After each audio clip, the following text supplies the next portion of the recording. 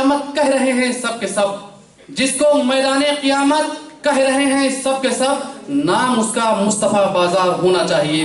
اب آپ کے سامنے آج کے مقرر خصوصی حضرت علامہ مولانا سید فضل اللہ چشتی صاحب۔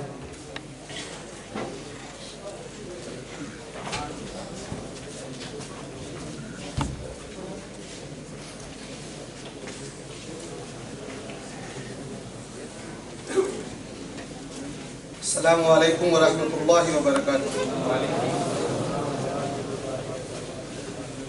الحمدللہ رب العالمین، الصلاة والسلام علی سید المرسلین۔ قال اللہ تعالی فی القرآن المجید: ان اللہ وملائکتہ یصلون علی النبی یا ایہا الذین آمنوا صلوا علیہ وسلموا تسلیما۔ اللهم صل على محمد وعلى آله وأصحابه وأولاده وأزواجه وذرياته وأهل بيته وأصحابه وأنصاره وأشيائه ومحبه وأمته وعلينا معهم أجمعين يا أرحم الراحمين۔ قال الله تعالى في القرآن المجيد: ورفعنا لك ذكرك۔ جو حضرات کھڑے ہیں ان سے گزارش ہے کوشش کریں بیٹھنے کی، جگہ ہے یہاں بیچ میں جو کارپیٹڈ ایریا، اگر آپ کے کپڑے گندے نہ ہوں یا کریس مڑے نہ۔ مجھے خطاب کرنے میں کوئی پریشانی نہیں ہے، میں تو کھڑے ہو کر ہی کروں گا، لیکن چونکہ جگہ ہے اس لیے جن کو تکلیف نہ ہو بیٹھ جائیں اور ایک بار بآواز بلند درود شریف پڑھ لیں۔ جزا اللہ عنا سیدنا محمد صلی اللہ تعالی علیہ وسلم۔ دیکھیں، درود شریف پڑھنے میں کبھی کنجوسی نہیں کرنی چاہیے۔ جس آیت مبارکہ کی تلاوت کرنے کا میں نے شرف حاصل کیا، یصلون لفظ اس میں آیا ہے اور یہ مضارع کا صیغہ ہے۔ عربی گرامر کے مطابق یعنی پریزنٹ کنٹینیوس ٹینس، یعنی جو چیز ہو رہا ہے اور جو مستقبل میں ہوتا رہے گا، یعنی اللہ اور اس کے فرشتے اللہ کے رسول صلی اللہ علیہ وآلہ وسلم پر درود بھیج رہے ہیں اور مستقبل میں بھی بھیجتے رہیں گے۔ آج کا موضوع ہے عظمت رسول کانفرنس۔ سب سے پہلے ایم ایس او علی گڑھ یونٹ کا شکریہ ادا کرنا چاہوں گا کہ انہوں نے مجھے تیسری مرتبہ یہاں یاد فرمایا اور میں حاضر ہوا ہوں، اور خوشی کی بات یہ ہے حضور امیل ملت دامت برکاتہم عالیہ قدسیہ کی سرپرستی ہے۔ حضرت سید جمال میاں صاحب بھی موجود ہیں، مہمان خصوصی پروفیسر فرت اللہ خان صاحب بھی موجود ہیں، اور میں انشاءاللہ تبارک و تعالیٰ کوشش کروں گا جو 45-50 منٹ آپ کے سامنے حاضر رہوں، موضوع ہی پر گفتگو کروں گا۔ سب سے پہلے اس عنوان کی ضرورت کیا ہے؟ عظمت رسول صلی اللہ علیہ وسلم، اس کی ضرورت کیوں ہے بیان کرنے میں؟ ایک فکری گفتگو 2 منٹ کے لیے۔ آپ جب علی گڑھ سے دلی جائیں گے اپنی گاڑی میں تو چوراہے پر مختلف مورتیاں آئیں گی، جھانسی کی رانی لکشمی بائی، تاتیا ٹوپے وغیرہ وغیرہ۔ اخبار آپ کا بچہ پڑھے گا تو اس میں لوگوں کی فوٹو ہوتی ہے، تاتیا ٹوپے، جواہر لال نہرو، مہاتما گاندھی لکھا ہوتا ہے، مہاتما لفظ استعمال نہیں کر رہے ہیں، لکھا ہوتا ہے، تو بچہ ان کو بھی جانتا ہے۔ بچہ پوسٹ آفس جاتا ہے، وہاں سٹیمپ دیکھتا ہے، پوسٹل سٹیمپ، اس میں سی وی رمن کی فوٹو ہوتی ہے۔ کبھی بچہ راستے میں جا رہا ہے، روڈ کے بغل میں بڑا سا بل بورڈ ایڈورٹیزمنٹ ہوتا ہے، وہاں پر بھی آئنسٹائن کی فوٹو ہوتی ہے۔ تو بچہ جب پوچھتا ہے اپنے والد سے، اپنے ابو سے، ابو یہ کون؟ تو ابو بتاتے ہیں یہ جھانسی کی رانی لکشمی بائی تھی، یہ البرٹ آئنسٹائن بہت بڑا سائنسداں تھا، وغیرہ وغیرہ وغیرہ۔ کیا ہم نے آج تک اپنی زندگی میں کبھی ڈرائیو کرتے وقت یہ دیکھا کہ کسی روڈ کے بغل میں ایک بڑا سا بل بورڈ لگا ہو اور یہ لکھا ہو جنت ماں کے قدموں کے تلے ہے، تعلیم محمد مصطفیٰ صلی اللہ علیہ وآلہ وسلم؟ ہماری روزمرہ کی زندگی میں دیگر لوگوں کی تعلیمات کو بڑھاوا دیا جا رہا ہے، جو سائنسداں ہیں، جو فریڈم فائٹر ہیں، لیکن جن سے محبت عین ایمان ہے ان کی تعلیم آج دن پر دن کم ہوتی جا رہی ہے۔ اور اصل چیز جو ہے ربط ہے، کنیکشن ہے۔ اسلام میں نسبت کا بہت اونچا مقام ہے. میں اپنی بات کو قرآن شریف سے اور حدیث شریف سے ثابت کروں گا. امام ابن ابی دنیا نقل فرماتے ہیں کہ اللہ کے رسول صلی اللہ تعالی علیہ وسلم نے فرمایا جس مسلمان کی موت جمعے کی شب سے لے کر، اور اسلام میں شب پہلے آتی ہے، اگر آپ کو اسلامک کیلنڈر معلوم ہے، آج کی یہ جو رات ہے اسلامک کیلنڈر کے مطابق یہ سنڈے کی رات ہے، تو جمعے کی شب سے مراد جمعرات کا دن بتانے کے بعد جو رات آئی وہ جمعے کی شب ہوتی ہے. حدیث شریف میں کہ جس مسلمان کی موت جمعے کی شب سے لے کر جمعے کی مغرب عصر تک ہو تو اللہ تبارک و تعالیٰ اس کو قبر کے عذاب سے محفوظ رکھتا ہے اور جنت کی کھڑکی کھول دیتا ہے. اس حدیث شریف کو اپنے ذہن میں رکھیں. اور اب آئیے امام بخاری کی صحیح بخاری کتاب الجنائز کی طرف رخ کرتے ہیں. سیدنا ابو بکر صدیق رضی اللہ عنہ کا آخری وقت ہے. اپنی بیٹی اور ہم سب کی ماں سیدہ طاہرہ عائشہ صدیقہ رضی اللہ عنہ کو بلاتے ہیں. اس نے بیٹی آج کون سا دن ہے؟ بس کرتے ہیں ابو جان آج پیر کا دن ہے، منڈے کا دن ہے.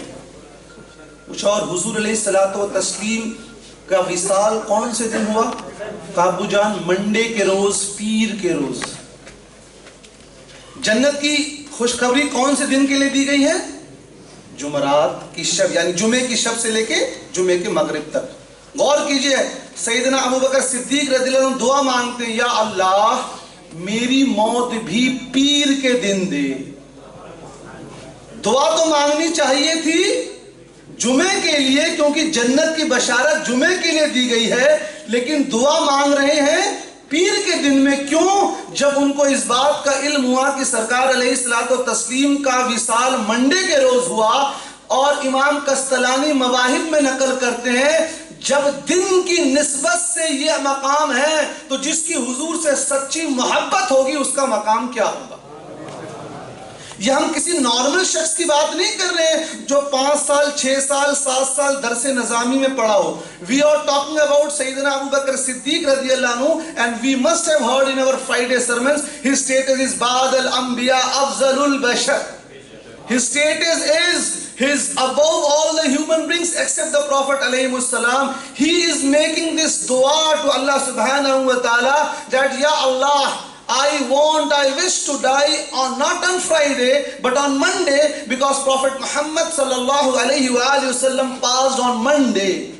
یہ نسبت ہے. ہم نے سورہ کہف قرآن مجید کی بار بار تلاوت کیا ہو. جو کتا تھا جو باہر رک گیا تھا, تفسیر میں اس کا نام قطمیر آتا ہے. تفسیر میں یہ آتا ہے وہ تھا کتا ناپاک جانور, لیکن تفسیر میں ہے کہ اللہ تبارک و تعالی اس کو ایک اچھے جانور میں تبدیل کر کر جنت میں داخل کرے گا. اور اس کی خوش قسمتی یہ تھی کہ اس کی نسبت اللہ والوں سے تھی. اسی صحیح بخاری کتاب الجنائز میں ہے سیدنا عمر فاروق رضی اللہ عنہ کا آخری وقت, ان کو کھنجر لگ چکا ہے. اپنے بیٹے حضرت عبداللہ رضی اللہ عنہ کو بلاتے ہیں اور پوچھتے ہیں بیٹا جاؤ سیدہ عائشہ صدیقہ رضی اللہ عنہ کے پاس اور عرض کرو کہ میرے والد کی یہ خواہش ہے کہ وہ حضور علیہ الصلوۃ والتسلیم جہاں آرام فرما رہے ہیں ان کے بغل میں جو جگہ ہے وہاں مدفن ہونا چاہتے ہیں. بقی موجود ہے, ریاض الجنہ بھی موجود ہے, لیکن خواہش کہاں کی ہو رہی ہے؟ سرکار علیہ السلام کے بغل میں مدفون ہونے کی. سیدہ طاہرہ عائشہ فرماتی ہیں رضی اللہ عنہ, یہ جگہ میں نے اپنے لیے انتخاب کی تھی لیکن اب میں اپنی مرضی کو قربان کرتی ہوں, چھوڑ دیتی ہوں عمر کی مرضی اور خواہش کے لیے رضی اللہ عنہ. اسی لیے فقہ کی کتابوں میں لکھا گیا اپنے انتقال شدہ لوگوں کو اچھے لوگوں کے بغل میں دفنا. ابن قیم الجوزیہ جو شیخ ابن تیمیہ کے شاگرد ہیں وہ کتاب الروح میں لکھتے ہیں, کیونکہ بعض لوگ اعتراض کرتے ہیں اس لیے میں نے ابن قیم کا حوالہ دیا ہے. ابن قیم لکھتے ہیں اچھے لوگوں کے بغل میں دفنانے سے اچھے لوگوں کی صحبت کا اثر موت کے بعد بھی پڑتا. تو یہ اسلام میں کنیکشن ہے یہ اسلام میں نسبت ہے، اور سب سے پکی اور سب سے اعلیٰ نسبت ہے وہ ہے اللہ کے رسول صلی اللہ تعالی علیہ وآلہ وسلم سے محبت ہے۔ اب جس آیت کریمہ کی میں نے تلاوت کرنے کا شرف حاصل کیا، وَرَفَعْنَا لَكَ ذِكْرَكَ، اب جو لوگ عربی گرامر پڑھتے ہیں وہ جانتے ہیں کہ یہاں جو لفظ لَكَ ہے وہ اضافی امر ہے۔ کیا ہے translation? Oh beloved, we have raised your status for yourself۔ میں بالکل، کیونکہ بنیادی عربی جاننی چاہیے۔ وَرَفَعْنَا لَكَ ذِكْرَكَ، جو لفظ عربی میں لَكَ ہے یہ اضافی امر ہے۔ اضافی امر کا معنی ہوتا ہے اس لفظ کا استعمال ہوتا ہے کسی دوسرے شے سے کمپیئر کرنے کے لیے۔ یہ صحاب ان سے بہتر ہیں، یہ چیز اس سے بہتر ہے۔ جب دو چیزوں میں کمپیئر ہوتا ہے وہاں اضافی امر کا استعمال ہوتا ہے، وہاں لفظ لَكَ آتا ہے، تو حضور علیہ السلام کو کس سے کمپیئر کیا جا سکتا ہے؟ سوال ہے کہ حضور کے جیسا تو کوئی ہے ہی نہیں، بے مثل ہیں۔ اسی لیے صحیح ترجمہ ہوا we have raised your status for yourself، ہم نے تمہارے ذکر کو تمہارے واسطے بلند فرمایا کہ کسی اور سے کمپیریزن ممکن ہی نہیں ہے، بنا تشبیہ و بنا تمثیل۔ پروفیسر صاحب نے بچے سے کہا کہ آج تم نے ہوم ورک بڑا اچھا کیا ہے، تو بچے کا سینہ چوڑا ہو جاتا ہے۔ یا والد نے بیٹے سے کہا کہ آج تم نے کام بڑا اچھا کیا ہے، بیٹے کو بڑا فخر محسوس ہوتا ہے۔ ایک مخلوق جب دوسرے مخلوق کی بڑائی کر رہی ہے، when one creation is praising another creation, the second creation feels happy, isn't it? Now here Allah subhanahu wa ta'ala, who is the creator of everything, he is praising his beloved Muhammad Mustafa sallallahu alayhi wa sallam۔ جب ایک مخلوق دوسرے مخلوق کی تعریف کرتی ہے تو اس مخلوق کو کتنا فخر محسوس ہوتا ہے، بنا تشبیہ و بنا تمثیل۔ یہاں رب ذوالجلال اپنے محبوب کی بڑائی کر رہا ہے کہ ہم نے تمہارے ذکر کو بلند فرمایا، تو کتنی بلندی کی بات ہو۔ کیونکہ آج یہ بتانا ضروری اس لیے ہے کہ آج لوگ قرآن مجید کا سہارا لے کر، توحید کا سہارا لے کر حضور کی شان میں معاذ اللہ گستاخی کرنے کی کوشش کرتے ہیں۔ سہارا وہ قرآن مجید کا لیتے ہیں۔ اس لیے میں حدیث شریف تو بعد میں لاؤں گا، اور جن احادیث کو پیش کروں گا وہ صحت کے اعتبار سے الحمدللہ صحیح یا حسن صحیح ہوگی۔ کیوں؟ ایک پریشانی آئی ہے، you present a hadith or this hadith is weak, we don't follow ضعیف حدیث، ہم ضعیف حدیث کو نہیں مانتے۔ and when you ask them what is the definition of ضعیف حدیث, have you gone through Mizan al-I'tidal and Taqrib al-Tahzib and Tahzib al-Tahzib? No, we have not heard of this book, but the only thing we know is whenever see you a hadith which is against your belief, say it is ضعیف حدیث۔ یہ ایک trend آ گیا ہے۔ اس لیے انشاءاللہ تبارک و تعالی I will stick to قرآن، میں قرآن مجید ہی سے حوالے دوں گا، اور معتبر مفسرین کے جن کو سب لوگ قبول کرتے ہیں۔ اب آئیے دیکھیں امام شافعی رحمت اللہ علیہ، great scholar, he was born in the year 150، آج سے 1300 سال پہلے، اپنی کتاب میں کیا فرماتے ہیں؟ ان کی ایک مشہور کتاب ہے، فرماتے ہیں کہ اللہ تبارک و تعالی نے حضور علیہ الصلوۃ والتسلیم کے ذکر کو کس طرح بلند فرمایا۔ سوال کر کے جواب دیتے ہیں میرے علم کے مطابق وہ اس طرح سے بلند فرمایا کہ اللہ تبارک و تعالی نے جہاں جہاں اپنے نام کو رکھا، جہاں جہاں وہاں وہاں اپنے حبیب کے نام کو رکھا ہے۔ ایک غیر مسلم ہے، اسلام میں داخل ہونا چاہتا ہے، وہ 1,00,000 مرتبہ اللہ کی وحدانیت کا، الوہیت کا اقرار کرے، لا الہ الا اللہ، لا الہ الا اللہ، لیکن اسلام میں داخل نہیں ہو سکتا جب تک کہ محمد الرسول اللہ نہ کہے۔ اور ہمارا حضور سے جو کنیکشن ہے یہی اصل ایمان ہے۔ یاد رکھیے اصل ایمان جو ہے حب رسول ہے۔ امام بیہقی دلائل نبوت میں اور سنن القبرا میں حسن سند سے حدیث نقل فرماتے ہیں کہ اللہ تبارک و تعالی when he created everything he called Sayyidina Adam alayhi salam and he said, Allah subhanahu wa ta'ala, O Adam, can you see these things? These are all your progeny which are going to come on this planet until the day of Qiyamah. So all the souls were showed to Sayyidina Adam alayhi salam in the form of noor, in the form of light. حضرت آدم علیہ السلام کو تا قیامت ان کی جتنی مخلوق، ان کی جتنی اولادیں آنے والی ہیں، سب کو نوری شکل میں دکھایا گیا. تو حضرت آدم علیہ السلام نے پوچھا یا اللہ تبارک و تعالی وہ سب سے چمکنے والا نور کون سا ہے؟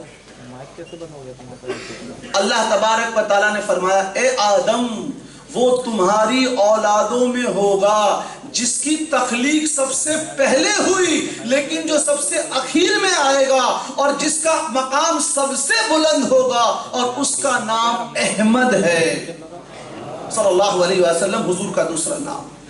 تو اس دنیا میں تشریف لانے سے پہلے ہمارا اور حضور کا رشتہ ہے، یہ صحیح حدیث ہے. حضور دنیا میں تشریف لائے، سیرت ابن ہشام میں ہے، آج کی کتاب نہیں ہے، 150 سے بھی پہلے انتقال ہوا. امام ابن ہشام تاریخ کے امام ہیں کہ حضور علیہ الصلوۃ والتسلیم جب دنیا میں تشریف لائے his lips were moving, his blessed lips were moving, and what was he علیہ الصلوۃ والتسلیم uttering? ربی حبلی امتی. حضور جب دنیا میں تشریف لائے تو امت کے لیے دعا مانگ رہے ہیں. کہا ٹھیک. اور صحیح بخاری کی حدیث ہے کہ on the day of Qiyamah, on the day of judgment, when all other prophet alayhi wassalam will say Allah subhanahu wa ta'ala has not given us the right to intercede. تمام انبیاء علیہ السلام کہیں گے اللہ تعالیٰ نے ہم کو شفاعت کا مرتبہ نہیں دیا ہے. تب حضور علیہ الصلوۃ والتسلیم شفاعت کرائیں گے. تو کہا ٹھیک ہے دنیا میں تشریف لائے تو ہمارے لیے دعا فرمائی، قیامت کے دن بھی ہمارے لیے دعا فرمائیں گے. کیا آج حضور علیہ الصلوۃ والتسلیم ہمارے لیے دعا فرما رہے ہیں؟ امام بزار کی صحیح حدیث مسند میں ہے، اللہ کے رسول صلی اللہ علیہ وآلہ وسلم said, my life is a great tiding for you, is a great news of happiness for you. You are going to relate about me, and even my death is a great tiding for you. Your actions will be shown to me. If I find them good, I will do hamd of Allah subhanahu wa ta'ala. And if I find you committing sins, I will ask forgiveness to Allah subhanahu wa ta'ala. Allahu Akbar. حضور نے فرمایا میری زندگی تمہارے لیے خوشخبری ہے، میرا اس دنیا سے تشریف لے جانا بھی تمہارے لیے خوشخبری ہے کہ تمہارے اعمال مجھے دکھائے جائیں گے. اگر تمہارے اعمال اچھے ہوں گے تو میں اللہ کی حمد کروں گا، اور اگر تمہارے اعمال خراب ہوں گے تو میں تمہارے لیے اللہ سے تمہارے مغفرت کی دعا فرماؤں گا. ان کے احسانوں کو بھول نہیں سکتے. تشریف لائے تو ہمارے لیے، قیامت کے دن ہمارے لیے، اور آج بھی ہمارے لیے دعا فرما رہی ہیں. تو اس کو جاننا اور اس کو اپنی اولادوں کو بتانا یہ عین ایمان ہے. اب آئیے میں چند آیتوں کو پیش کروں گا قرآن مجید کے. اللہ تعالیٰ فرماتا ہے اِنَّا أَعْطَيْنَاكَ الْكَوْثَرَ. بہت سمپل آیت، سب کو یاد ہے جتنے لوگ بیٹھے ہیں. کیا اردو ترجمہ ہے؟ اے محبوب بے شک ہم نے تمہیں بے شمار خوبیاں عطا فرمائی. او beloved, we have given you in abundance. کوثر کا ترجمہ کیا گیا abundance. کچھ لوگوں نے کوثر کو کوثر ہی رکھا ہے. اب یہ عربی زبان میں کوثر کا کیا معنی ہوتا ہے؟ کیونکہ حدیث پیش کریں گے. No, this hadith is ضعیف. We won't follow. We are the people of Quran and Sunnah. We only follow Sahih hadith. So Quran will stick to Quran inshallah tabarak wa ta'ala. What is the meaning of this word Kawthar? سمجھنا پڑے گا نا بھائی. تو آئیے ہم پھر قرآن مجید سے دیکھیں اور عربی ڈکشنری سے دیکھیں. کوثر جو ہے وہ کثیر سے بھی مبالغے کا صیغہ ہے. کثیر مطلب کیا ہوتا ہے؟ بہت زیادہ. تو سپرلیٹو اس سے بھی زیادہ، جو بہت زیادہ سے زیادہ ہے، اس کو عربی زبان میں کوثر کہتے ہیں۔ تو کثیر جو ہوا وہ زیادہ ہوا، اور کثیر کے مقابلے میں کیا ہوا؟ قلیل، تھوڑا۔ کثیر مطلب زیادہ، اور کثیر کا الٹا قلیل، تھوڑا۔ حضور کو جو زیادہ ہوتا ہے اس کا جو سپرلیٹو فارم ہے اتنا عطا کیا گیا۔ تو اب جاننا پڑے گا کہ بھائی چھوٹا قلیل کیا ہوتا ہے، کہ جب قلیل جانیں گے، کم کو جانیں گے تو زیادہ جانیں گے، اور جب زیادہ کو جانیں گے تو پھر کوثر کو جانیں گے۔ صحیح بات ہے۔ اب حوالہ قرآن مجید سے اللہ تعالیٰ فرماتا ہے قُلْ مَتَاعُ الدُّنْيَا قَلِيلٌ، تم فرما دو دنیا کا سامان تھوڑا ہے۔ دنیا کا سامان اللہ کے نزدیک کتنا ہے؟ تھوڑا۔ یہ قرآن مجید ہے۔ اب آنکھ بند کر کے ایک لمحے کے لیے چھوڑیے، دنیا کا کتنا سامان ہے۔ آسمان، تارے، چاند، سورج، درخت، پہاڑ، مکھی، پرندے، انس، جن، یہ اتنی چیز، یہ سب اللہ کے نزدیک کیا ہے؟ تھوڑی۔ تو اللہ کے نزدیک پھر زیادی کتنی ہوگی؟ اور کثیر سے کوثر کتنا ہوگا؟ جب یہ تھوڑا یہ ہے تو تھوڑے کے مقابلے میں زیادہ کتنا ہوگا، اور زیادہ کا سپرلیٹو فارم کوثر کتنا ہوگا؟ اِنَّا أَعْطَيْنَاكَ الْكَوْثَرَ۔ حضرت ہم نے تو یہ ترجمہ نہیں پڑھا، پڑھنا پڑے گا۔ امام ابو حیان اندلوسی، امام ابو حیان اندلوسی، he passed away around 850 Hijri, that is 600 years since now. He has written an Arabic tafsir called Al-Bahr al-Muhit. Al-Bahr al-Muhit تفسیر آج سے 600 سال پہلے لکھی گئی۔ میرا ایک طریقہ کیا ہے، میں کبھی بھی ریفرنس میں پچھلے 200-300 سال کا حوالہ ہی نہیں دیتا ہوں، میں سیدھا 800 سال پرانا حوالہ دیتا ہوں۔ Come, let us come together. لکھتے ہیں کوثر کا احاطہ انسان کر ہی نہیں سکتا، اور اس کوثر میں وہ کوثر، وہ دریا، وہ چشمہ ہے جو حضور کو عطا کیا جائے گا۔ تو اب آپ اندازہ کر لیجئے کہ جب خود اللہ تبارک و تعالی اپنے حبیب کی بڑائی بیان فرما رہا ہے اور اس کو نعمتیں بیان کر رہا ہے، تو کیا ہم، آپ اور حضور اور ایم ایس او والے مل کر حضور کی عظمت بیان کر سکتے ہیں؟ نہیں۔ سوال ہوا جب نہیں کر سکتے ہیں تو یہ عظمت رسول کانفرنس کرنے کی ضرورت کیا ہے؟ ہم نے کہا ضرورت بھی قرآن موجود میں ہے۔ اللہ تبارک و تعالیٰ قرآن مجید میں، چونکہ حافظ صاحب نہیں ہوں اس لیے کہیں آیت غلط نہ پڑھ دوں، اس لیے دیکھ کے پڑھنا پڑتا ہے، اس میں کوئی بات نہیں ہے۔ اللہ تبارک و تعالیٰ قرآن مجید میں فرماتا ہے لِتُؤْمِنُوا بِاللَّهِ وَرَسُولِهِ وَتُعَزِّرُوهُ وَتُوَقِّرُوهُ۔ قرآن مجید میں اللہ سبحانہ و تعالیٰ says that you people may believe, that those who believe in Allah subhanahu wa ta'ala and his messenger honor him. Honor whom?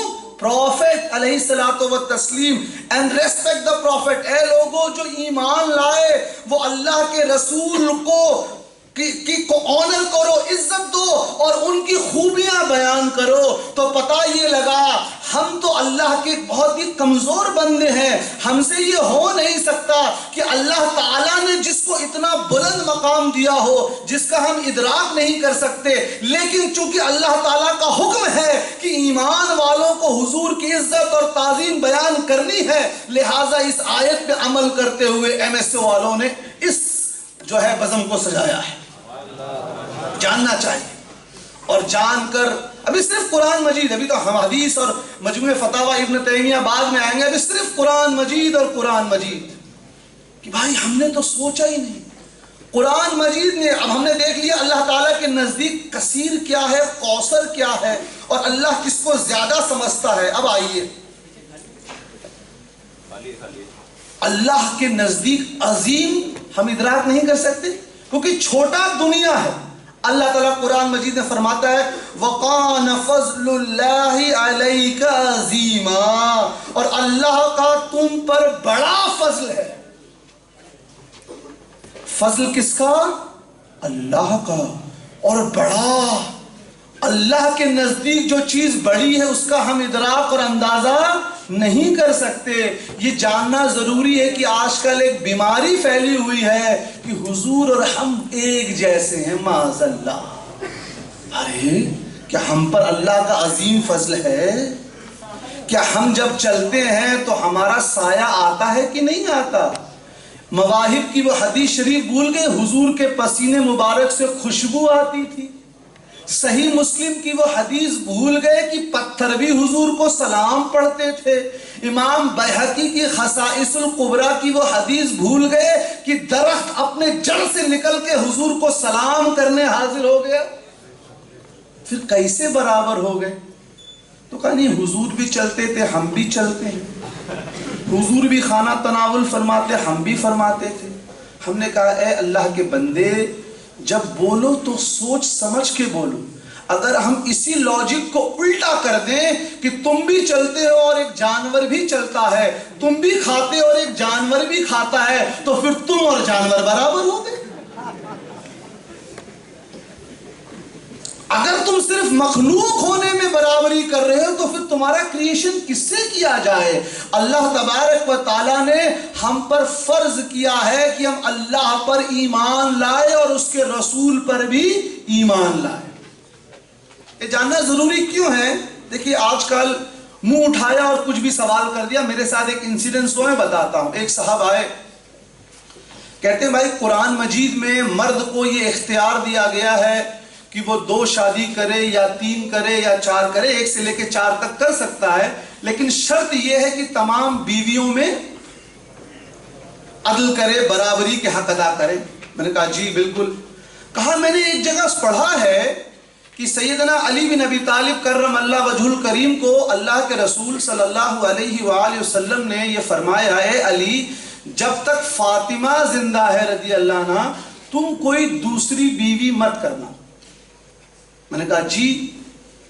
تو کہا اس میں تو حضور معاذ اللہ ثم نعوذ باللہ استغفر اللہ 100 بار استغفر اللہ، اس میں تو حضور اپنی بیٹی کے لیے فیور کر رہے ہیں کہ وہ نہیں چاہتے کہ کوئی ان کی صوت ان کی بیٹی کی آئے.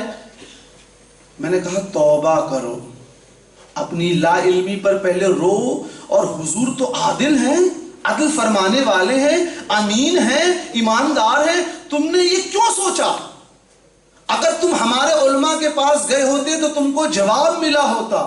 کہا کیا جواب؟ میں نے کہا جواب قرآن مجید میں شرط کیا ہے؟ تم اگر 1 سے زیادہ بیوی کرو تو بیویوں میں برابری کا حق ادا کرو. اگر حضرت علی رضی اللہ عنہ دوسری بیوی کر لیتے تو کیا ان کی اس دوسری بیوی کے ساتھ وہی برتاؤ کر پاتے جو فاطمہ بنت محمد صلی اللہ علیہ وسلم کے ساتھ کرتے؟ کیا ان کو وہ عزت دے پاتے؟ کیا ان سے اتنی محبت اور عظمت کر پاتے؟ یہ ممکن نہ تھا، کیونکہ دوسری بیوی جو بھی ہوتی وہ سیدہ فاطمہ کی برابری نہ کر سکتی تھی. تو یہ حکم حضرت علی کے تحفظ کے لیے تھا.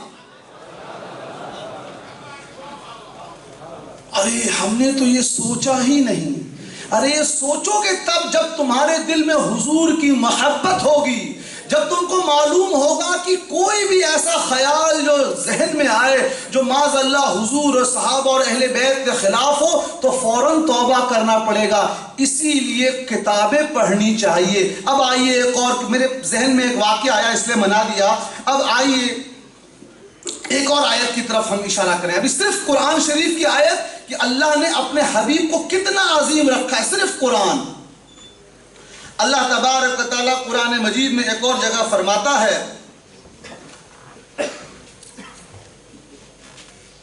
وَإِنَّكَ لَعَلَىٰ خُلُقٍ عَظِيمٍ. لفظ کیا آیا؟ عظیم. کیا ترجمہ فرمایا؟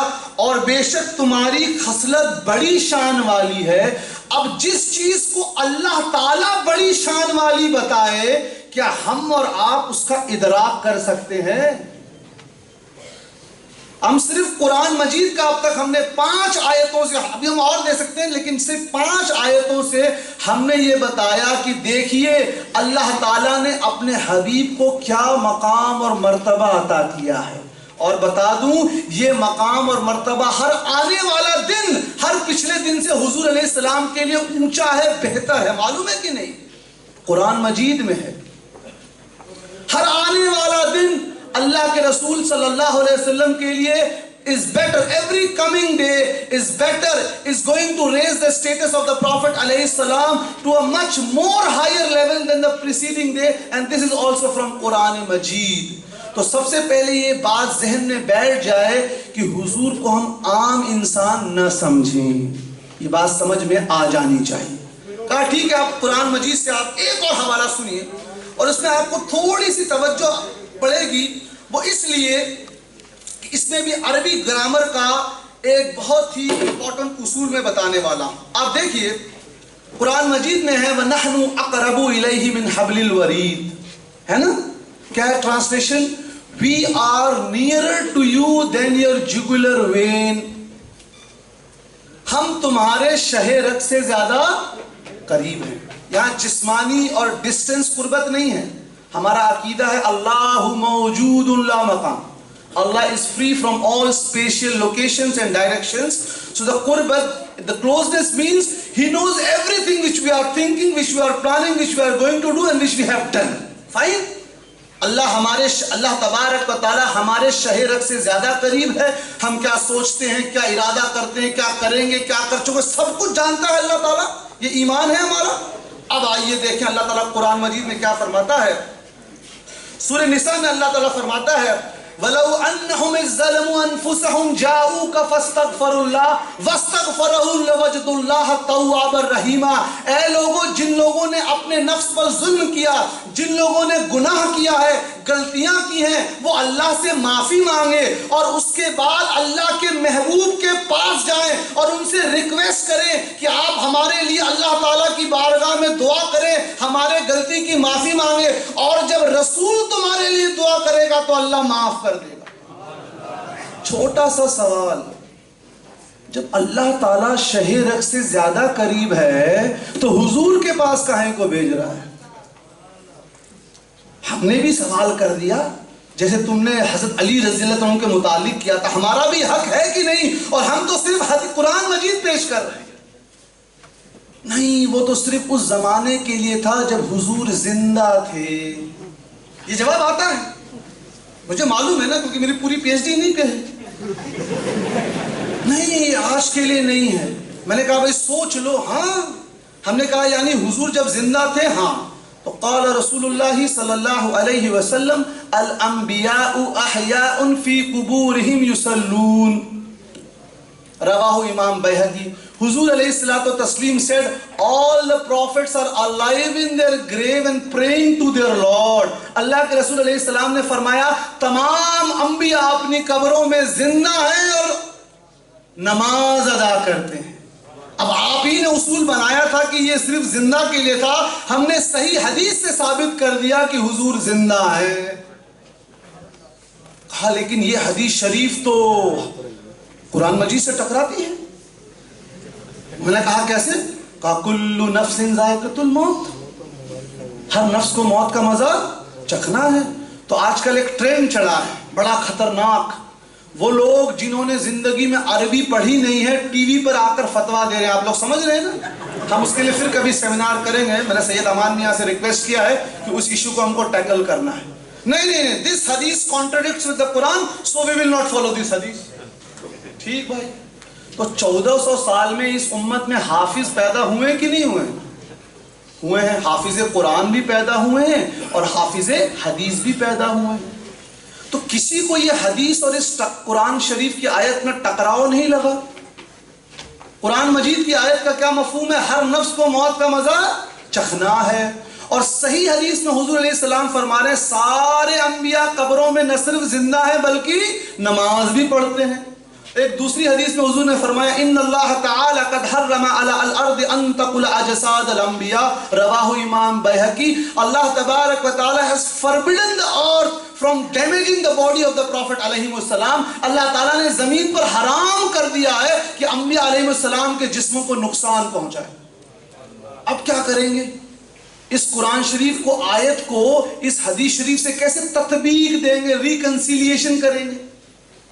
جانا پڑے گا امام اہل سنت امام بیہقی رحمت اللہ علیہ کے پاس. He died in the year 432. وہ ایک حدیث لے کے آتے ہیں سنن ابو داؤد سے. اللہ کے رسول علیہ السلام فرماتے ہیں اللہ تبارک و تعالی میری روح کو میرے جسم میں لوٹا دیتا ہے جب میرا کوئی امتی مجھ پر سلام بھیجتا ہے۔ اس حدیث کو نقل کرنے کے بعد امام بہقی لکھتے ہیں کہ حضور کے وصال کے بعد ایک لمحہ بھی ایسا اس کائنات میں نہیں گزرا کہ حضور پر درود نہ بھیجا گیا۔ صحیح ہے؟ اس سمے کوئی علی گڑھ میں درود بھیجا ہوگا، یہاں نہیں تو کوئی بریلی شریف، نہیں تو کوئی بغداد شریف، نہیں تو کوئی اجمیر شریف، نہیں تو کوئی سہارنپور، کہیں نہ کوئی حضور پہ کوئی درود۔ تو بولتے ہیں کہ ایک لمحہ نہیں گزرا ہے کہ حضور کے اوپر کسی نے درود نہ بھیجا ہو۔ بولتے ہیں علی الدوام، مستقل طور پر، پرماننٹ طور پر روح مبارک لوٹا دی گئی ہے۔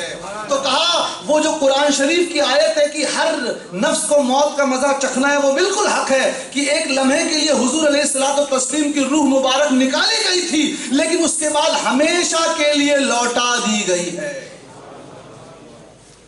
حضرت ہم کو تو بتایا ہی نہیں گیا تھا۔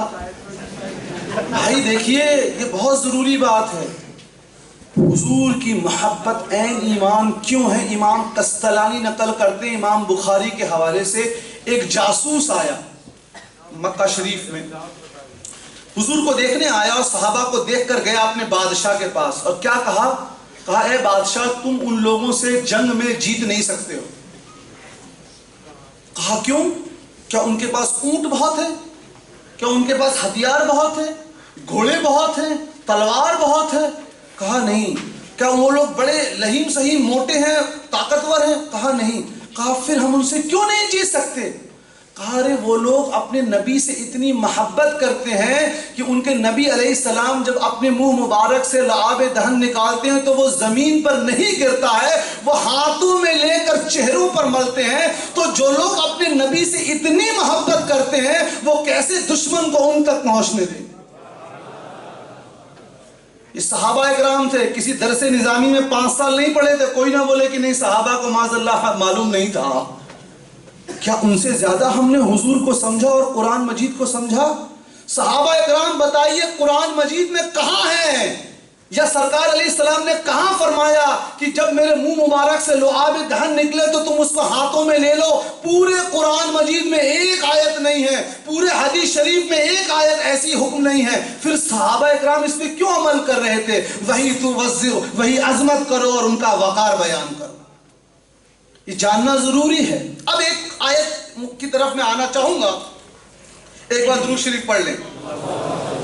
جزا اللہ عنا سیدنا محمد صلی اللہ تعالی علیہ وسلم۔ جیسا میں نے عرض کیا کہ حافظ صاحب نہیں ہوں میں، تو میں قرآن شریف کی آیت دیکھ کر ہی جو ہے اس میں عربی گرامر میں نے تھوڑی پڑھی ہے۔ ہمارے دوست ڈاکٹر محمد احمد نعیمی صاحب جو اسٹیج میں ہیں، یہ ہمارے دوست بھی ہیں اور عربی گرامر میں میرے ٹیچر بھی ہیں، انہوں نے ہی پڑھایا ہے مجھے۔ تو ایک رشتے سے ہمارے دوست بھی ہیں اور ایک رشتے سے جو ہے ہمارے یہ استاد بھی ہیں۔ اب میں قرآن شریف کی ایک آیت آپ کے سامنے پیش کر رہا ہوں، صرف قرآن مجید سے دیکھیے۔ یا ایھا الذین آمنوا استجیبوا للہ وللرسول اذا دعاکم لما یحییکم، یہ قرآن مجید میں ہے۔ ترجمہ کیا ہے، مفہوم کیا ہے؟ English translation, O you who have believed, respond to Allah subhanahu wa ta'ala and to the messenger sallallahu alayhi wa alihi wasallam when he calls you to that which gives you life۔ مفہوم، اے لوگوں جو ایمان لائے اللہ اور رسول جب تم کو بلائے تو تم اس کی طرف جاؤ، کیونکہ وہ تم کو لائف زندگی دیتا ہے۔ اب اگر جن لوگوں کو عربی نہیں سمجھ میں آتی ان کے لیے simple English, Khalid and Abdullah are playing, ٹھیک؟ یہ اسٹیٹمنٹ صحیح ہے یا خالد اینڈ عبداللہ از پلےئنگ؟ آر پلےئنگ، کیونکہ خالد اور عبداللہ دو لوگ آ گئے اس لیے از نہیں آئے گا، کیا آئے گا؟ آر، صحیح ہے نا؟ اب اس آیت میں بھی جس کی میں نے تلاوت کی، یہاں کیا ہے؟ اللہ تعالیٰ کا ذکر ہے اور حضور کا ذکر ہے۔ یا ایھا الذین آمنوا استجیبوا للہ وللرسول، اللہ کا ذکر ہے اور رسول کا ذکر ہے۔ اے لوگوں جب ایمان لائے، اللہ اور رسول جب تم کو بلائے تو تم اس کی طرف جاؤ، ان کی طرف نہیں ہے۔ عربی گرامر میں اگر دیکھا جائے تو یہاں پہ دعاکم لفظ ہے، دعاکم جو ہے یہ تسنیہ کا صیغہ ہونا چاہیے تھا، کیونکہ اللہ اور رسول دو آ گئے تو یہاں ڈویل کا صیغہ ہونا چاہیے تھا، دووچن ہونا چاہیے تھا۔ انگلش گرامر پڑھتے ہیں تو پلورل ہونا چاہیے تھا، اور ہندی گرامر پڑھتے ہیں تو دووچن ہونا چاہیے تھا، کیونکہ دو لوگ، دو ذات کا ذکر ہے۔ لیکن یہاں پہ دعاکم آیا ہے جو سنگولر ہے، کہ اللہ اور رسول جب تم کو بلائے تو تم اس کی طرف جاؤ۔ مفسرین نے کیا لکھا؟ کہا عربی گرامر کے مطابق تو یہاں ڈویل ہونا چاہیے تھا، لیکن سنگولر اس لیے ہے کہ جو رسول بلاتے ہیں وہ دراصل اللہ ہی بلاتا، کہ رسول کا بلانا کوئی الگ نہیں ہے کہ یہ تو رسول اللہ بلا رہے ہیں ہم نہیں جائیں گے، نہیں، رسول اللہ کا بلانا دراصل اللہ کا بلانا۔ یہ کوئی درس نظامی 5 سال والا نہیں ہے۔ اب آئیے پڑھا جائے صحابہ اکرام، کہ کیا صحابہ اکرام اس آیت کو ایسے ہی سمجھتے تھے؟ دیکھیں گے نا بھائی کہ جو ہم نے عربی گرامر بتایا ہے اسی کے مطابق صحابہ کا عمل تھا کہ نہیں؟ صحیح بخاری، اللہ کے رسول صلی اللہ تعالی علیہ وآلہ وسلم نماز میں امامت نہیں فرما رہے ہیں، حضرت ابو بکر صدیق رضی اللہ عنہ امامت فرما رہے ہیں، صحابہ اکرام پیچھے کھڑے ہیں صفوں میں، حضور اکرم صلی اللہ تعالی علیہ وآلہ وسلم جلوہ افروز ہوتے ہیں، تمام کے تمام صحابہ اپنی صفوں سے ہٹتے جاتے ہیں، اور ایک روایت میں ہے کہ سب تالیاں بجانے لگتے ہیں، اشارہ کرنے کے لیے حضور آ گئے۔ اللہ کے رسول آگے تشریف لے گئے، جو مقتدی صحابہ اکرام تھے انہوں نے اب زور زور سے تالیاں بجانی شروع کر دی کہ حضرت ابو بکر صدیق رضی اللہ عنہ کو پتہ لگ جائے کہ حضور تشریف لے آئے ہیں۔ اور حضرت ابو بکر صدیق رضی اللہ عنہ نے جب دیکھا کہ حضور تشریف لائے ہیں، نماز کی حالت، یاد رکھیے نماز کس کے لیے پڑھی جا رہی ہے؟ اللہ تبارک و تعالیٰ کے لیے، جس کی تعظیم، جس کی عبادت ہمارا عین ایمان ہے نا بھائی۔ We are the people of Quran and Sunnah, we are the people of Tawheed, listen۔ تو اب جب سیدنا ابو بکر صدیق رضی اللہ عنہ نے دیکھا حضور جلوہ افروز ہو گئے ہیں، نماز ہی کی حالت میں ہٹنے لگے۔ حضور علیہ السلام نے پیچھے سے ان کو اشارہ کیا کہ اے ابو بکر تم نماز پڑھاؤ۔ نماز کی حالت میں حضرت ابو بکر صدیق رضی اللہ عنہ نے ناف سے ہاتھ چھوڑ کر، ہاتھ اوپر کر کے نماز کی حالت میں اللہ کا شکر ادا کیا کہ مجھے حضور نے امام بنایا۔ اس کے بعد وہ ہٹ گئے، پھر بھی وہ شکر ادا کر کے ہٹ گئے، حضور نے نماز ادا فرمائی۔ بعد میں پوچھا اے ابو بکر میں نے جب تم کو نماز پڑھانے کے لیے، امامت کے لیے کہا تو تم کیوں نہیں کنٹینیو ہوئے؟ کہا ابو قحافہ کے بیٹے میں، اپنے والد کی نسبت اپنا نام نہیں لیا۔ دیکھیے جو عربی گرامر پڑھتے ہیں اپنے باپ کی نسبت دے کے اپنی عاجزی کا اظہار کیا۔ ابو قحافہ کے بیٹے میں یہ اوقات نہیں کہ نبی پیچھے رہیں تو وہ آگے رہیں، اسی آیت کے بنا پر کہ نماز پڑھی جا رہی تھی اللہ کے لیے، عبادت کر رہے تھے اللہ کے لیے، لیکن جب اللہ کے حبیب آگے تو نماز ہٹائی۔ اور حضور نے یہ نہ فرمایا کہ اے ابو بکر تم نے ہاتھ اوپر کر دیا ہے تو تمہاری نماز چلی گئی، اے ابو بکر تم اپنی جگہ سے مڑ گئے تو نماز چلی گئی۔ حضور نے فرمایا تمہاری نماز مکمل ہو گئی۔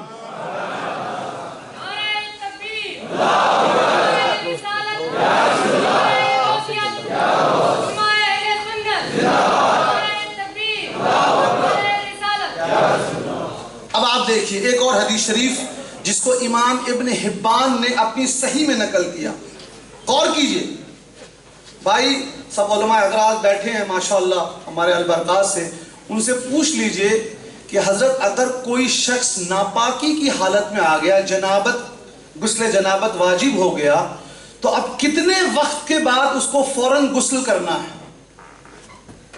مثلاً مسئلہ یہ ہے کہ آپ نے عصر کی نماز ادا کی اور عصر کی نماز کے بعد آپ ناپاک ہو گئے، مسئلہ یہ ہے کہ مغرب سے پہلے آپ کو پاک ہو جانا ہے، یہ مسئلہ ہے، ٹھیک ہے نا؟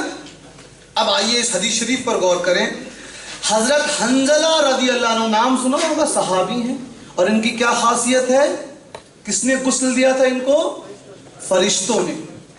امام ابن حبان رحمۃ اللہ علیہ نقل فرماتے ہیں صحیح حدیث سے کہ حضرت حنظلہ رضی اللہ عنہ اپنے گھر میں تھے اور ناپاکی کی حالت میں تھے، وہ ابھی غسل کرنے کا ارادہ کر ہی رہے تھے کہ ان کے کان میں آواز آئی کہ حضور لوگوں کو بلا رہے ہیں، اکٹھا کر رہے ہیں۔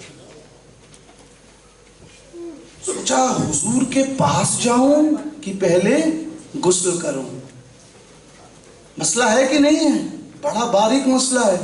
کہا نہیں، حضور کا بلانا تو اللہ کا بلانا ہے.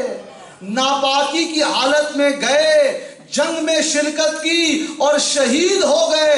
اور جب صحابہ اکرام نے دیکھا کہ ان کے جسم سے پانی گر رہا ہے تو حضور اکرم صلی اللہ علیہ وآلہ وسلم نے فرمایا کہ فرشتے اس کو غسل دے رہے ہیں. تب ان کی بیوی آئی اور عرض کیا کہ یہ جنابت کی حالت میں گھر سے نکلے تھے. حضور نے فرمایا اسی لیے فرشتے اس کو غسل دے رہے ہیں. دیکھیے حضور کا بلانا اللہ ہی کا بلانا ہے، یہ صحابہ کا عمل ہے. صرف قرآن اور حدیث، قرآن اور حدیث. کہا ہم نے تو کبھی پڑھائی نہیں. پڑھنا پڑے گا نا بھائی. جب آپ پڑھیں گے تب تو معلوم ہوگا. وقت ہو رہا ہے، میں تھوڑی سی بات اور کروں گا کیونکہ مجھے معلوم ہے وقت ہو گیا ہے. میں چند ایک باتیں بتا کر اپنی بات کو ختم کرنا چاہوں گا. اور کیا فرمایا اللہ تبارک و تعالیٰ نے قرآن میں کہ تم جو ہے یا ایھا الذین آمنوا لا تقدموا بین یدی اللہ ورسولہ. قرآن مجید ہے، صرف قرآن کا حوالہ. مفہوم کیا ہے؟ اے لوگوں جو ایمان لائے، تم اپنے آپ کو اللہ اور اس کے رسول سے آگے مت رکھو. صحیح ہے نا؟ اس کو صحابہ نے کیسے سمجھا؟ آج کل ایک فیشن چلا ہے، عبادت کرو عبادت. ارے ہم بھی الحمدللہ ساری امت عبادت کی دعوت دیتی ہے، لیکن وہ ابلیسی دعوت عبادت نہیں جہاں انبیاء علیہ السلام کی توہین کی جائے. عبادت تو ابلیس نے بھی بہت کی تھی. سنیے اس حدیث کی، اس قرآن شریف کی اس آیت کی تفسیر سنیے. سیدنا عثمان غنی رضی اللہ عنہ کو اللہ کے رسول صلی اللہ تعالی علیہ وآلہ وسلم نے مکہ معظمہ بھیجا، اپنا میسنجر بنا کر، اپنا دودھ بنا کر. وہ حدیبیہ کے صلح کا واقعہ ہے کہ ان لوگوں نے کہا تھا، جو مشرکین مکہ تھے ان کا قبضہ تھا مکہ معظمہ میں اور کعبۃ اللہ میں، تو وہ لوگ مسلمانوں کو انٹری کرنے سے روک رہے تھے، اپنے وعدے سے مکر چکے تھے. تو حضور علیہ الصلوۃ والتسلیم نے سیدنا عثمان غنی رضی اللہ عنہ کو اپنا نمائندہ بنا کر بھیجا.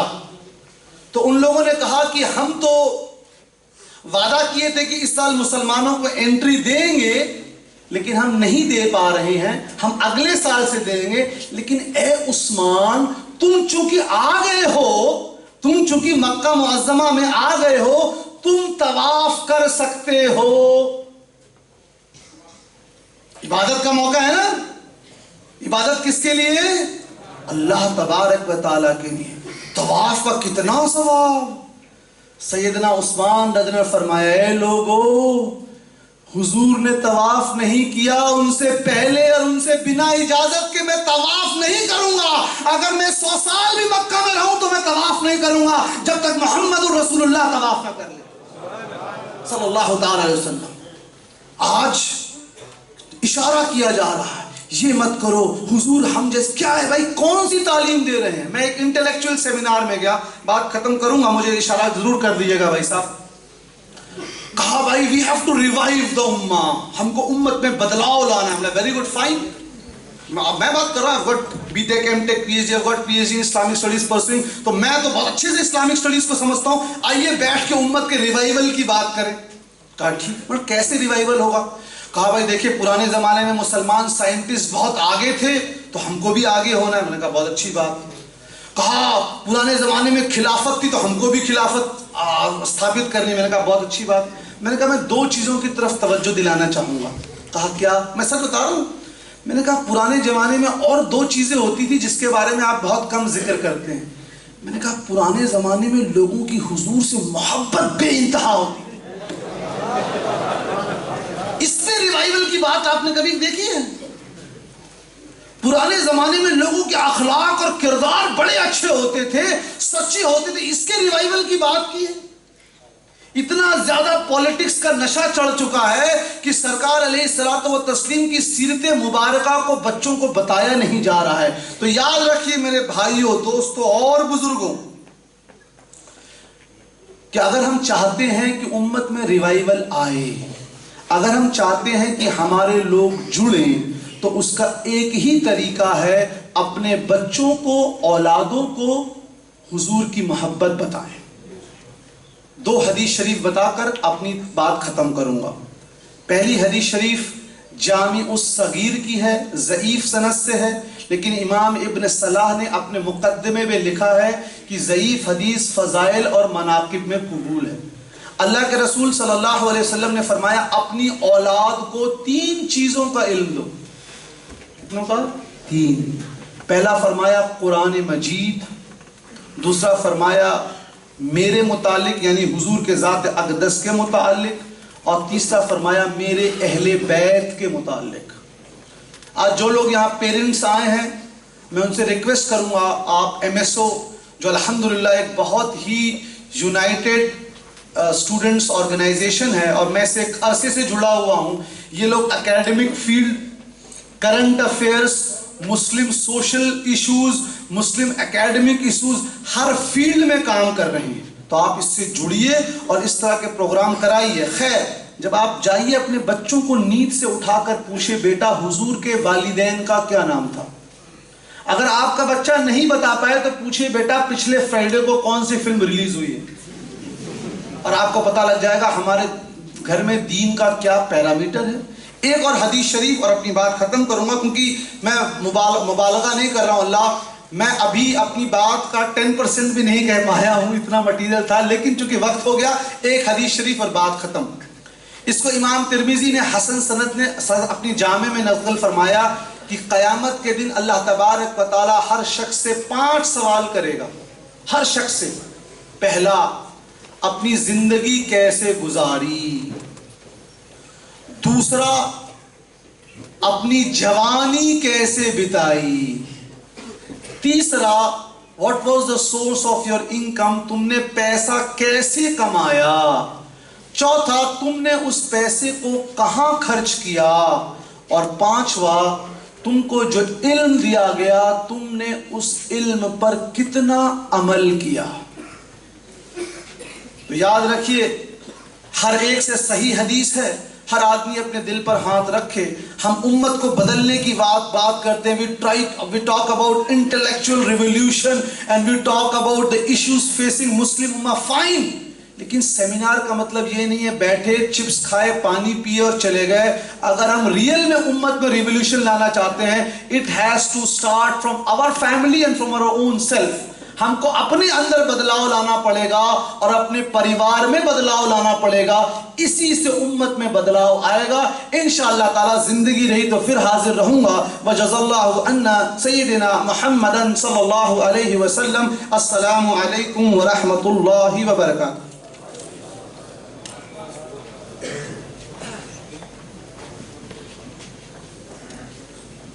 سبحان اللہ، ماشاء اللہ، آپ کی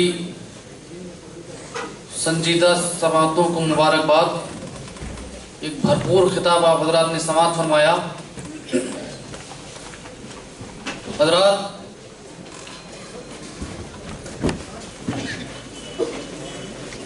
قلت وقت دامنگیر ہے، اس سے پہلے کہ آپ حضرات حضور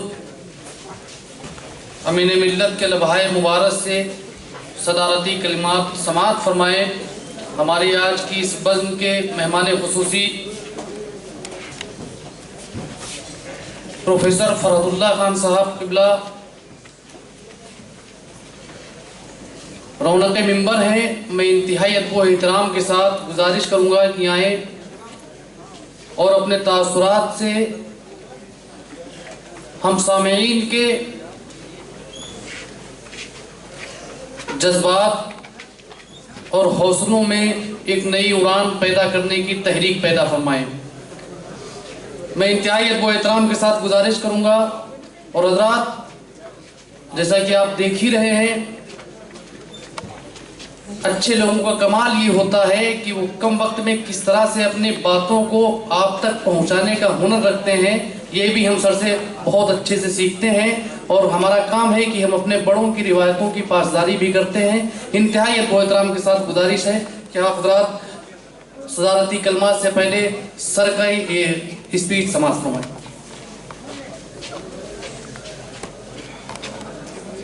بسم اللہ الرحمن الرحیم۔ साहिब सदर, उलमाए किराम, बिरादरान उम्मत, नौजवानान कौम, अस्सलाम वालेकुम। सबसे पहले तो मैं ये अर्ज़ करूँ कि जिस जगह मैं खड़ा हूँ यहाँ तक पहुँचना मेरे लिए बाइस एजाज़ इस वजह से है कि इस इंतहाई रूहानी महफिल के अंदर उलमा की मौजूदगी में और उनकी मौजूदगी में उनके सामने खड़े होकर इस्लाम और अज़मत रिसालत के बारे में कुछ बयान करना, वो भी मुझ जैसे इंसान के लिए बड़ा मुश्किल काम है। लेकिन इस सआदत को हासिल करने के लिए जिस हद तक भी मैं अपने अंदर ये पाता हूँ, महसूस करता हूँ, इन बच्चों ने ख़ास तौर से मुझे यहाँ मदद किया और मैं सिर्फ इसलिए आया कि कुछ सवाब हासिल हो सकेगा। वो जो तकरीरें यहाँ पर हुई हैं, इस कदर जामे तकरीरें बहुत कम सुनने को मिलती हैं और मेरी दरख्वास्त होगी दोनों आलिमों से, खुसूसन हमारे दोस्त जिन्होंने संस्कृत, हिंदी और मुख्तलिफ उलमा के हवाले से तो अपनी इस तकरीर को छपवा के बंटवा दें। इसकी वजह ये है कि ये तकरीर नहीं है, हथियार है। और मैं अक्सर बेशतर अंग्रेज़ी अदब का अदना सा तालिब इल्म हूँ। हिंदुस्तान से बाहर ममालिक के अंदर भी मौका मिला है दर्स व तदरीस का। सऊदी अरब में भी एक लंबे अरसे तक रहा हूँ। मौलाना ने फरमाया था कि अगर पिछले फ्राइडे को जो पिक्चर रिलीज हुई उसका नाम बताओ, ये कैफियत वहाँ भी है। और वो जो रिवाइवल की ज़रूरत महसूस की जा रही है, अगर वो सही लाइन्स पर नहीं हुआ तो बहुत तकलीफ दे बात होगी। मैं अर्ज़ ये कर रहा था कि इस किस्म की तकरीर ये एक डिफेंस का काम करती है। हमें कोई डिफेंस करके किसी से कोई इनाम नहीं लेना, लेकिन जो शरारतें हमारे खिलाफ होती हैं, कम अज़ कम उसके सिलसिले में एक जवाब, आलिमाना और महज़ब जवाब हम पेश कर सकते हैं। और मौलाना की इस तकरीर से मुतासिर होकर मैं ये अर्ज़ करूँ कि इस किस्म की तकरीरें इस जैसे मुल्क में रहने के लिए इंतहाई ज़रूरी है। वजह क्या है कि हम लोग गलतफहमी का शिकार हैं दूसरों के अकायद के बारे में, दूसरे गलतफहमी का शिकार है हमारे अकायद के बारे में, जिसको इंटरफेथ डायलॉग कहते हैं। उसकी सब ज़रूरत तो इसी मुल्क में है।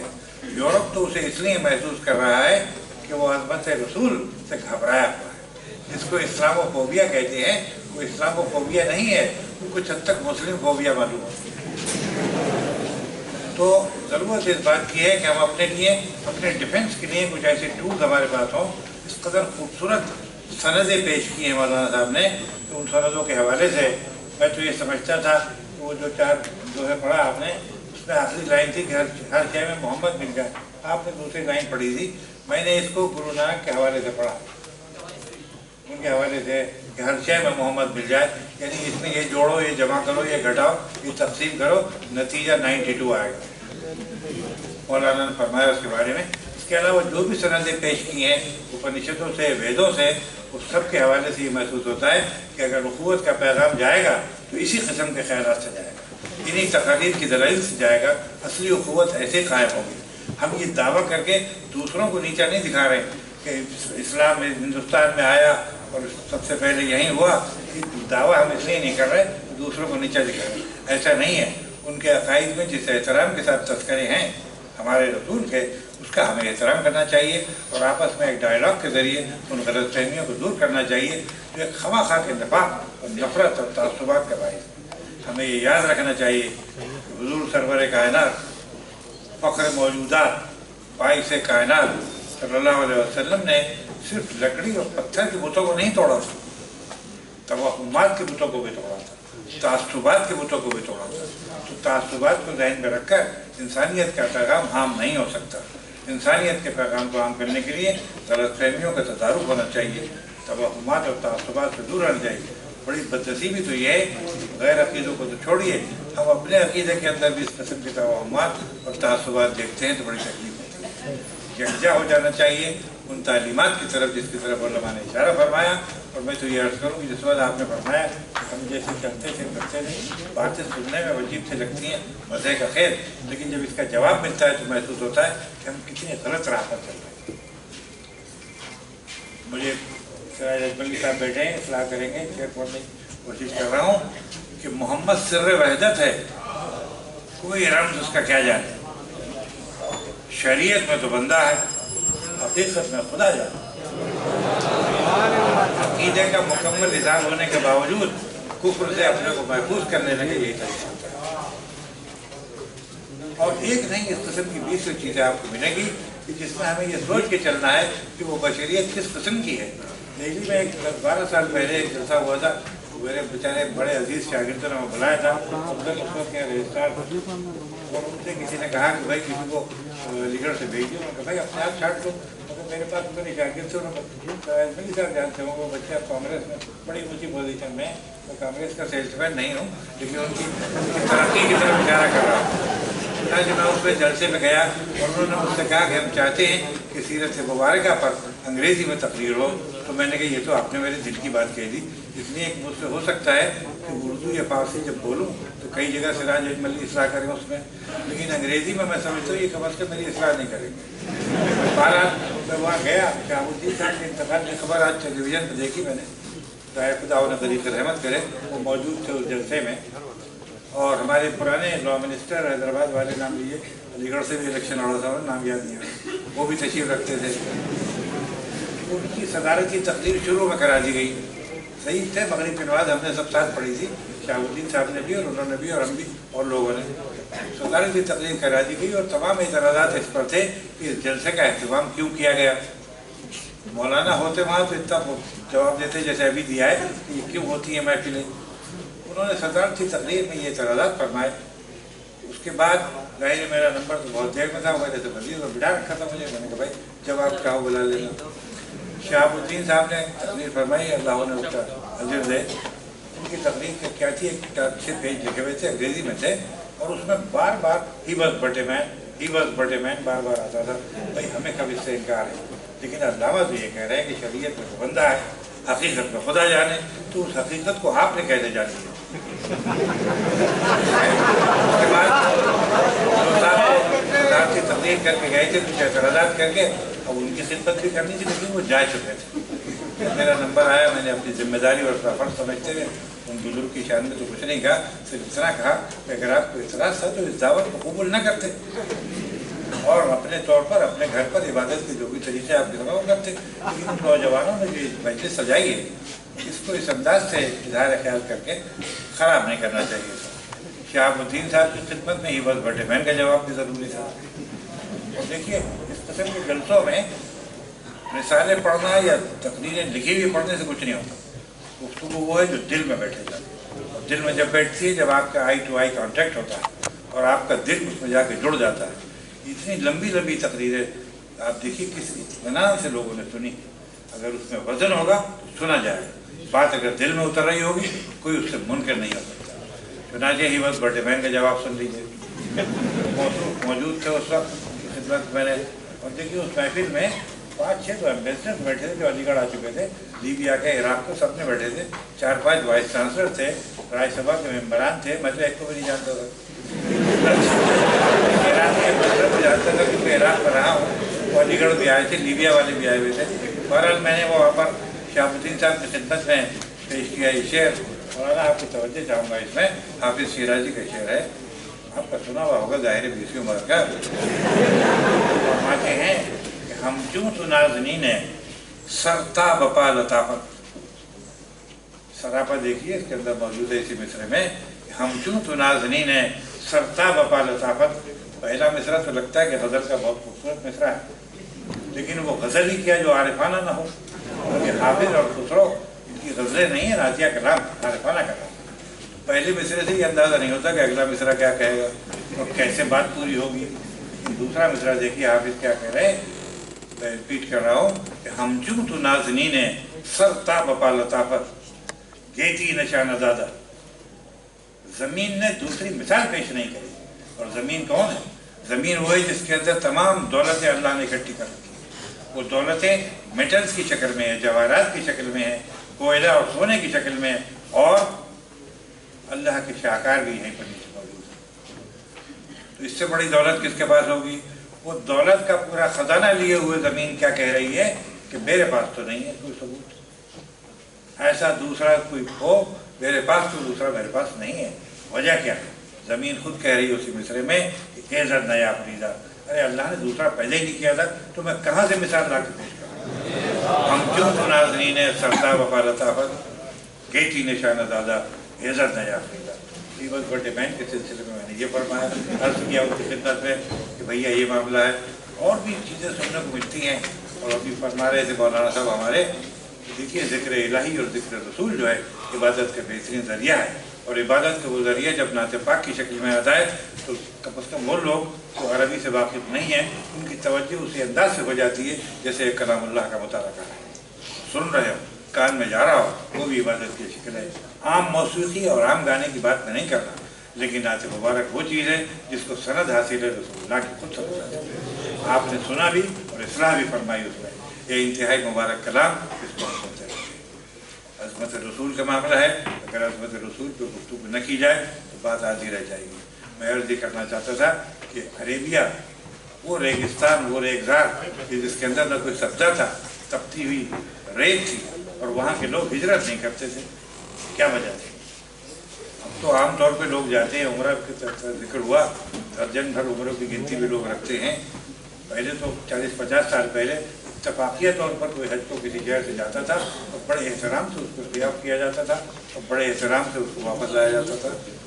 अब तो आम बात हो गई, खैर बड़ी अच्छी बात है, लोगों को वसाइल हैं, लेकिन वहाँ की कैफियत देखने के बाद ये अंदाज़ा होता है कि आज भी वहाँ पर बड़ी सख्तियाँ हैं कि उस सख्त रेज़गार में जिसमें कि सिर्फ तपती हुई रेत, कोई सब्ज़ा नहीं, कहीं पानी की बड़ी ज़बरदस्त किल्लत, तमाम दुनिया की बुराइयाँ मौजूद थीं, लेकिन वहाँ से वो लोग हिले नहीं, हिजरत नहीं करी। करीब में जॉर्डन भी था, दजला व फरात भी बहती थी, और भी बस्तियाँ थीं जिसके अंदर बड़ी उम्दा खेतियाँ थीं। खुद वहीं उसी सरजमीन में कुछ मकामात ऐसे थे जहाँ बहुत खूबसूरत ग्रीनरी थी, लेकिन ये लोग क्यों नहीं किसी दूसरी जगह गए? तमाम तकलीफ़ें बर्दाश्त करी, वजह कुछ तो रही होगी, और वजह गालिबन ये थी कि अपनी इन तमाम तकालीफ का मदावा वो कुदरत की उस तोहफे के इंतज़ार में थे जो उनके दरमियान भेजा गया। और वो तोहफा जब उनको मिला तमाम तकालीफ ज़ाहिर भूल गए, क्योंकि वो था ज़ुल्मात से निकल कर रोशनी की तरफ जाने का एक सबब। उनकी ज़िंदगी अगर आप देखें तो जोग्राफियाई एतबार से मैंने अर्ज़ करी आपके सामने मुख्तसरन ये कैफियत थी। माशी एतबार से अगर आप देखें तो उस माशरे का क्या आलम था सब जानते हैं, मैं कोई नई बात नहीं कर रहा।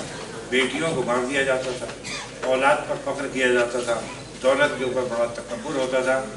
जो लोग अभी रिसेंटली जाते आते रहे हैं महसूस करें क्या ये अब भी है? मेरे ख्याल से तो है नहीं कि मैं 5 साल 6 साल अभी गुजार के आया हूँ, बहुत ताज़ा है मेरा मुताला उनका। उसमें बड़े अच्छे लोग भी थे और ज़ाहिर है कि वहाँ के बच्चों को एक से एक आला हर जगह होता है। तो अर्ज़ ये करना था मुझे इसमें कि हमें जब ये देखते चले आते हैं कि इस माशी हालात को और जोग्राफिया हालात को दोनों को देखने के लिए कुदरत के उस तोहफे का इंतज़ार था।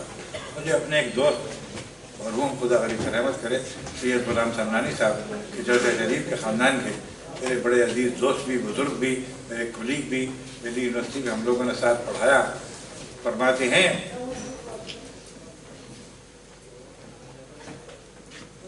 ये निकल रहा है लेकिन आएगा। मैं उस इंतज़ार की तरफ इशारा करना चाहता हूँ कि जिसमें कोई इंतज़ार था उस तोहफे का अल्लाह की तरफ से जो आना था। की गई आरास्ता किसके लिए बज़्म में वजूद, की गई आरास्ता किसके लिए बज़्म में वजूद, और मुंतज़िर किसकी रही थी चश्मे आदम देव पर। हम ये देखते हैं कि किसी भी सोसाइटी और सोशल ग्रुप्स को गवर्न करने के लिए निज़ाम चाहिए होता है, निज़ाम की ज़रूरत होती है, और निज़ाम की बहुत सी शक्लें हैं। आपने देखा होगा कि एक इज़्म नाम की चीज़ होती है, ISM इंग्लिश में, ये साइज़म वो साइज़म, ह्यूमनिज़म, कम्युनिज़म, सोशलिज़म, ये सब चीज़ें हैं, बड़ी अच्छी बात। लेकिन ये इंसानी जहन की पैदावार है और वक्त के साथ बदलती भी रहती है। इनकी उम्र बड़ी महदूद होती है, ये तजर्बे ज़्यादा दिन नहीं चलते, अगला तजर्बा आता है पिछले पर हावी हो जाता है। एक वक्त ऐसा था कि गुस्ताखान इस्लाम ने इस्लाम का लफ्ज़ इस्तेमाल करने की बजाय मोहम्मडनिज़्म का लफ्ज़ इस्तेमाल किया। मोहम्मडनिज़्म, उसमें इज़्म लगाया गया। इज़्म की मैंने अर्ज़ किया कि उम्र बड़ी महदूद होती है। ये मोहम्मडनिज़्म नहीं है तो गुस्ताखी है, यह है इस्लाम। आपने देखा कि कुछ मज़ाहिब शख्सियतों के नाम पर होते हैं, जैनिज़्म, बुद्धिज़्म, इवन क्रिश्चियनिटी। इस्लाम तो अल्लाह की तरफ से आया हुआ है, ये किसी के नाम पर नहीं है। इसको मोहम्मडनिज़्म कहना है किस्म की शरारत, और शरारत का जवाब देने के लिए मैंने अर्ज़ किया हथियार की ज़रूरत है। वो हथियार मौलाना की तकरीर में मौजूद थे, और उन हथियारों को अगर अंग्रेज़ी में इस्तेमाल किया जाए क्योंकि गुस्ताखान इस्लाम जो गुस्ताखान रसूल जो है वो ज़्यादातर उन्हीं कौमों में हैं कि जिनकी ज़बान ना अरबी है, ना हिंदी, ना संस्कृत, उनकी ज़बान है अंग्रेज़ी, फ्रेंच, इटालियन। वो शरारतें उसी में करते हैं। जिनके पास कलम नहीं है वो ब्रश से करते हैं शरारत। उनका जवाब देने के लिए अंग्रेज़ी ज़बान बहुत ज़रूरी है और उसका जवाब उन्हीं की ज़बान में दिया जाए, क्योंकि हमने अंग्रेज़ों से जो आज़ादी हासिल करी तो उन्हीं की ज़बान में की थी। जब राउंड टेबल कॉन्फ्रेंस होती थी तो मोतीलाल नेहरू वगैरह हमारे हिंदुस्तान के लीडरान ज़ाहिर है अंग्रेज़ों से गुफ्तगू उर्दू हिंदी में तो नहीं करते, अंग्रेज़ी में करते थे और उनसे अच्छी अंग्रेज़ी बोलते थे। और वो सोचते थे कौन है कि हम वहीं के पढ़े हुए हैं जहाँ से तुम पैदा हुए थे और हमारी बात सुनो। चनाचे इन हथियारों को इस्तेमाल करने के लिए मैं नौजवान तलबा से मुखातिब हूँ कि वो अपने अंग्रेज़ी के मसाले को भी आगे बढ़ाएं और ये देखें कि वेस्टर्न स्कॉलर्स ने जहाँ शरारतें की हैं वो आज़मत रसूल का एतराफ़ नहीं किया। माइकल हार्ट का हवाला बार बार आता है और आना भी चाहिए, क्योंकि माइकल हार्ट ने जो किताब 100 के अंदर पहला चैप्टर रसूल अकरम पर लिखा है उसमें जो एडजेक्टिव इस्तेमाल किए हैं, मैं इंजीनियर साहब की खिदमत आपसे आपकी नज़र से गुजरी होगी और बात है कि सुप्रीमली सक्सेसफुल पर्सन, भाई एक तो सक्सेसफुल होता है, एक मोस्ट सक्सेसफुल होता है। तो वो आपने लका की जो तशरीह बयान करी थी तो जहन में है मेरे और अफान लका जिक्र मैं लका मैं अरबी नहीं जानता, लेकिन आपसे इंस्पायर होकर सीखा मैंने थोड़ी देर में। सुप्रीमली सक्सेसफुल, मोस्ट सक्सेसफुल नहीं कह रहे भाई, सीगा मोस्ट जो है सुपरलेटिव का सीगा है, क्योंकि वो कहता है supremely successful among the religious leaders of the world, that was profit Mohammad अलैहिस्सलाम। दूसरी बात देखिए, ये अपनी क्रिश्चियनिटी वाला क्रिश्चियन है, साइंटिस्ट है, लेकिन वो ईमानदार किस्म का इंटेलेक्चुअल है, सच्ची बात कहता है। और ये कहता है कि देखिए क्रिश्चियनिटी और इस्लाम में एक बहुत बड़ा फ़र्क है, और वो फ़र्क ये है कि जीसस क्राइस्ट की तरफ से तो मॉरलिटी का मैसेज आया, लेकिन सेंट पॉल ने थियोलॉजी ऑफ क्रिश्चियनिटी डेवलप करी और न्यू टेस्टामेंट का बड़ा हिस्सा सेंट पॉल का लिखा हुआ है, और उसके बाद भी तब्दीलियाँ हुई हैं। माइकल हार्ट ये कहता है कि इस्लाम के साथ ऐसा कुछ नहीं, इस्लाम के अंदर मैसेज और उसका अमली पैकर एक दूसरे में पैवस्त है, और वो इस अंदाज से पैवस्त है कि जहाँ से जिसका जो मैसेज लाया है उसी ने उसकी थियोलॉजी को डेवलप किया है। ऐसा नहीं है कि ये काम दूसरों पर छोड़ दिया जाता और उसके अंदर गलतियाँ या उस किस्म की परेशानियाँ पैदा होती। तो ये वो मज़हब है कि जिसके अंदर मैसेज और अमली पैकर, और अमली पैकर क्या है हुजूर वाला? सीरत तैयबा, जो बात समझ में ना आती हो यहाँ समझ में आ जाएगी। कितने खूबसूरत और इख्तिसार के साथ वो सबक वो दर्स हमें मिलता है हदीस पाक, जिसकी तरफ इशारा किया है। मैं एक चीज़ और करूँ कि गवर्नेंस के तरीक़ों के अंदर दिखाया जाता है कि कुछ सोसाइटियाँ सिर्फ कानून के हिसाब से चलती हैं, इसको हम कहते हैं गवर्नेंस बाय लेजिस्लेशन। कानून बहुत अहम चीज़ है, कानून को पाबंदी भी ज़रूरी है, लेकिन सब लोग कानून से कहाँ वाकिफ़ होते हैं। जब कोई शख्स कत्ल करता है तब पता चलता है 302 के क्या मानी। इसके अलावा वो कॉन्स्टिट्यूशन ऑफ इंडिया को पढ़ के क्या करेगा, CRPC पढ़ के क्या करेगा? भाई वो मुजरिम नहीं है, तो क्यों कानून की वाक़ियत इस हद तक गहराई में जाए? ये काम तो उनका है जिनका पेशा है कानून के ज़रिए कमाई हासिल करना, वो करें। दूसरी बात ये कि लेजिस्लेशन के अंदर ये होता है कि वो एक ख़ास वक्त के अंदर उसे इन्वोक किया जाता है। कोई जुर्म होगा तो कानून का इतलाक़ होगा, जुर्म नहीं हो रहा तो कानून अपनी जगह खामोश बैठा हुआ है। एक तरीका तो गवर्नेंस का ये हुआ, ज़रूरी बहुत है। दूसरा तरीका है मॉरलिटी एंड एथिक्स, अखलाकियात के सहारे हम अपनी सोसाइटी को गवर्न करें या सोशल ग्रुप्स अपने अंदर निज़ाम पैदा करें। बड़ी अच्छी बात है। अखलाकियात का मामला ये है कि इसका इतलाक़ सब पर होता है, वहाँ तो मुजरिमों पर हो रहा था, इसका इतलाक़ सब पर हो रहा है, वो बहुत ज़रूरी है।